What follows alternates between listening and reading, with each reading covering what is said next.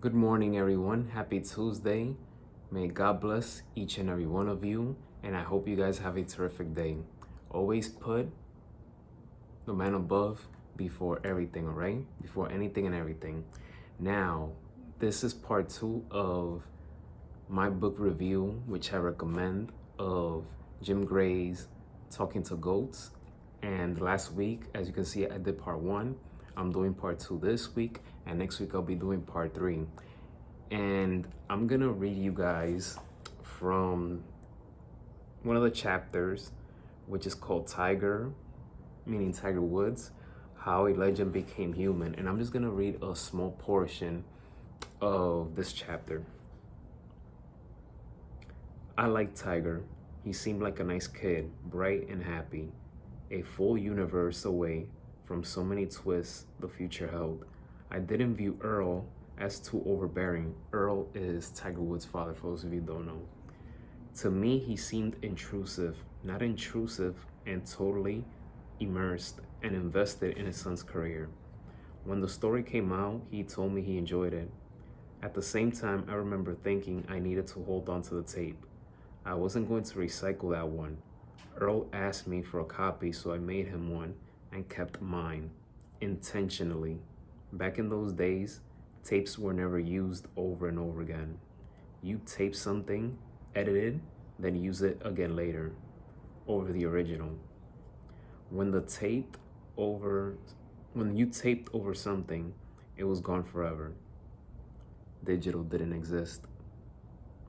There was not yet any sort of data cloud.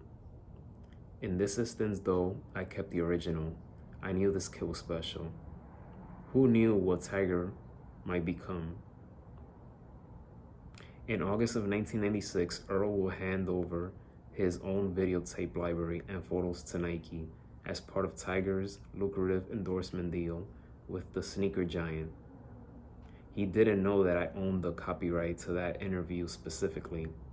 Chances are he didn't know that segment was on what he gave the executives who asked for everything in the library that the family had kept and collected over the years.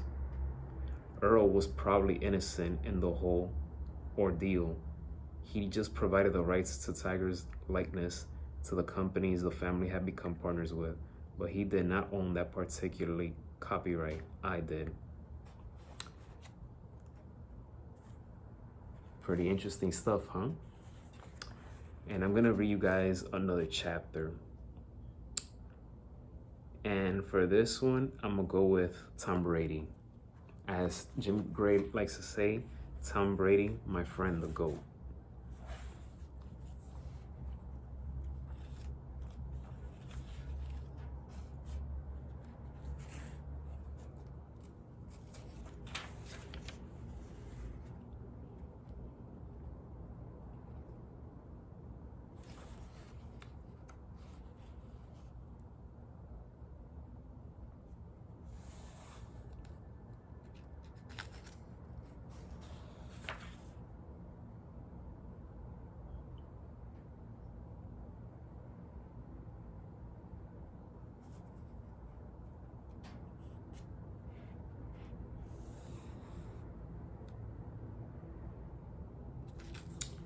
Okay, so there's, like I said, this book is filled with so many great lines, so many great details, so many great stories. So for the Tom Brady chapter, here's one I'll read. I interviewed Brady for the first time 2 days before that initial Super Bowl triumph, a win over the Rams. We had spoken for the pre-game radio show on Westwood One after he had won the network's Player of the Year award.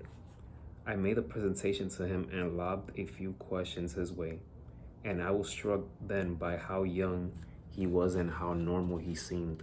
He gave me his cell phone number right away, told me to call anytime.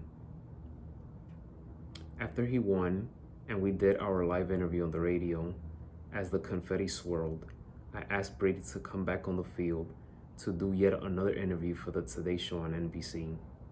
It's remarkable how different he looks 20 years later, how easy it was to get him to sit down in the immediate aftermath and how similar he sounds after 2 decades.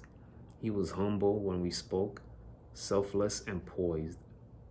He deferred all credit to his teammates and coaches, and in a non-football twist, he also felt that the terrorist attacks that had taken place a few months earlier on September 11th had put this huge spectacle of the game in the proper perspective, not to be confused with more important things happening in America and throughout the world.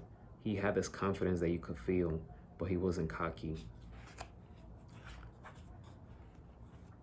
I've seen some interviews with Tom Brady, and well, not some, I've seen a lot of interviews with Tom Brady, and he always struck me as the unselfish type. He always credit his teammates and everyone else. It was never about I, me. I never got the impression. And a great example of that came when he was with the Tampa Bay Buccaneers. And this was after they won the NFC Championship game by defeating Aaron Rodgers and the Green Bay Packers. In the trophy presentation, media would try to do everything, to give him credit, and mostly him. But when he got interviewed at Green Bay, he gave credit to the defense. He wasn't talking about himself. He credited the defense.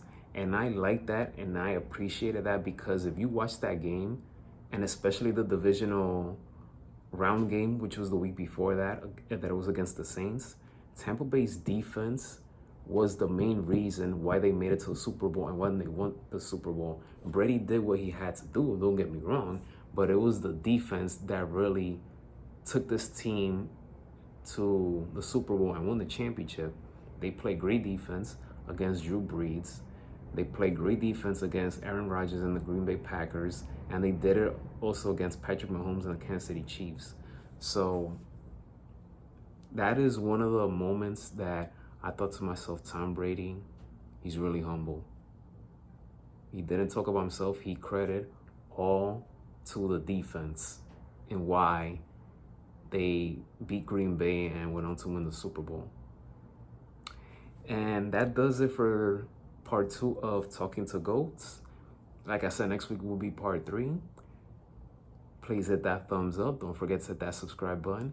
Don't forget to go to my online store, mikesprada.shop. And as always, be safe. And may God bless each and every one of you. Take care.